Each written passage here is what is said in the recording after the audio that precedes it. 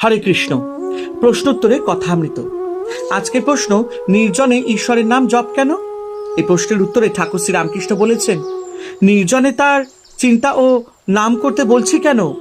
সংসারে রাত দিন থাকলে অশান্তি। দেখো না, এক হাত জমির জন্য ভাই ভাই খুনোখুনি।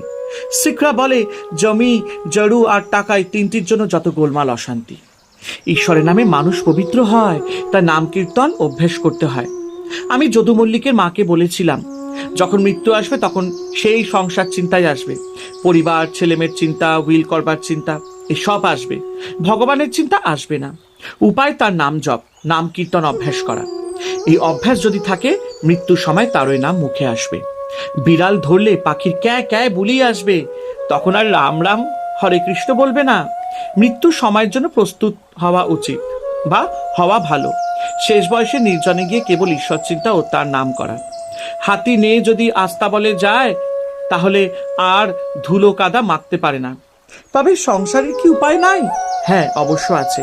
দিন কতক নির্জনে সাধন করতে হয়, তবে ভক্তি লাভ হয়, জ্ঞান লাভ হয়। তারপর গিয়ে সংসার করো, দোষ নাই।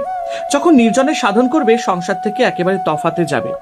তখন যেন স্ত্রী, পুত্র, কন্যা, মাতা, পিতা, ভাই, ভগিনী, আত্মীয়, কুটুম্ব কেউ কাছে না থাকে। নির্জনের সাধনের সময় ভাববে, আমার কেউ নাই, ঈশ্বরই আমার সর্বস্ব, আর কেঁদে কেঁদে তার কাছে জ্ঞান ভক্তির জন্য প্রার্থনা করবে।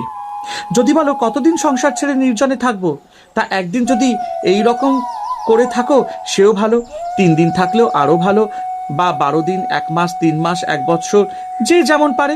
জ্ঞান ভক্তি লাভ করে সংসার করলে আর বেশি ভয় নাই। হরে কৃষ্ণ। জয় ঠাকুর শ্রী রামকৃষ্ণ পরমহংসদেবের জয়।